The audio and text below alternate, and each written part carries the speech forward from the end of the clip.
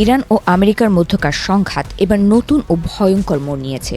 পারস্য উপসাগরের তীরবর্তী আরব দেশগুলো এখন এক অদ্ভুত সমীকরণের সামনে দাঁড়িয়ে। একদিকে যুদ্ধের ধ্বংসলীলা, অন্যদিকে নিজেদের অস্তিত্ব রক্ষার লড়াই। ইরান ইন্টারন্যাশনালের প্রতিবেদন অনুযায়ী তারা নাকি স্পষ্ট করে জানিয়ে দিয়েছে, যুদ্ধ যখন শুরুই হয়েছে তখন ইরানকে দুর্বল না করে থামা চলবে না। রয়টার্সের সাম্প্রতিক এক চাঞ্চল্যকর প্রতিবেদনে উঠে এসেছে এসব চাঞ্চল্যকর তথ্য। সৌদি আরব, সংযুক্ত আরব আমিরাত সহ উপসাগরীয় অঞ্চলের দেশগুলো পর্দার আড়ালে ওয়াশিংটনকে জোরালো চাপ দিচ্ছে। তাদের দাবি একটাই, ইরানের সামরিক সক্ষমতা পুরোপুরি গুড়িয়ে না দেয়া পর্যন্ত মার্কিন সামরিক অভিযান যেন কোনোভাবেই বন্ধ না হয়। তারা মনে করছে মাঝপথে যুদ্ধ থামলে ইরান আরও দ্বিগুণ শক্তিশালী হয়ে ফিরে আসবে। আরব দেশগুলোর এই অবস্থানের পেছনে রয়েছে গভীর শঙ্কা। দশকের পর দশক ধরে গড়ে তোলা তাদের তেলের সাম্রাজ্য আজ হুমকির মুখে। তারা ভয় পাচ্ছে এই অভিযান যদি ইরানকে পুরোপুরি পঙ্গু করতে ব্যর্থ হয়, তবে ভবিষ্যতে পারস্য উপসাগরের জাহাজ চলাচল এবং গুরুত্বপূর্ণ তেল শোধনাগারগুলো হবে তেহরানের প্রধান লক্ষ্যবস্তু। অর্থাৎ অর্থনীতিকে সচল রাখতে ইরানের সামরিক ডানা ছেঁটে ফেলাকেই একমাত্র পথ মনে করছে তারা।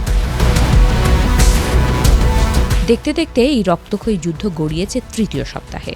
একদিকে আমেরিকা ও ইসরায়েলের বিধ্বংসী বিমান হামলা, অন্যদিকে ইরানের পাল্টা জবাব। মার্কিন ঘাঁটি লক্ষ্য করে ধেয়ে আসছে একের পর এক ইরানের ড্রোন আর মিসাইল। বিশ্বের অন্যতম গুরুত্বপূর্ণ বাণিজ্যিক রুট হরমুজ প্রণালী এখন কার্যত রণক্ষেত্র। এই প্রণালী বন্ধ হওয়ার অর্থ হল বিশ্ব অর্থনীতিতে এক মহা বিপর্যয়। এদিকে আরব দেশগুলোর এই ভূমিকায় ফুঁসছে তেহরান। ইরানের শীর্ষ নিরাপত্তা কর্মকর্তা আলী লারিজানি সরাসরি আক্রমণ করেছেন মুসলিম দেশগুলোকে। তার ভাষায়, যখন আপনাদের দেশের মার্কিন ঘাঁটি ব্যবহার করে ইরানের ওপর হামলা চালানো হচ্ছে, তখন ইরানকে হাত গুটিয়ে বসে থাকবে? হোয়াইট হাউস থেকেও আসছে ব্যাপক চাপ।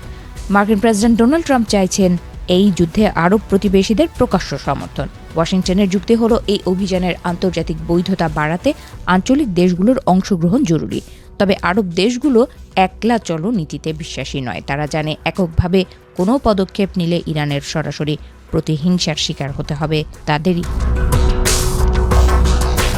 উপসাগরীয় সহযোগিতা পরিষদ বা জিসিসির 6টি দেশ এখন পর্যন্ত খুব সীমিত পরিসরে আলোচনা চালিয়েছে। কোনো চূড়ান্ত সিদ্ধান্তে পৌঁছানো তাদের জন্য কঠিন হয়ে দাঁড়িয়েছে। তবে তলে তলে একটা বিষয়, সবাই একমত, ইরানের ক্ষেপণাস্ত্র বাহিনী এবং অস্ত্র উৎপাদন কেন্দ্রগুলো যদি অক্ষত থাকে, তবে মধ্যপ্রাচ্যের এনার্জি লাইফলাইন বা শক্তির উৎসগুলো কখনোই নিরাপদ থাকবে না।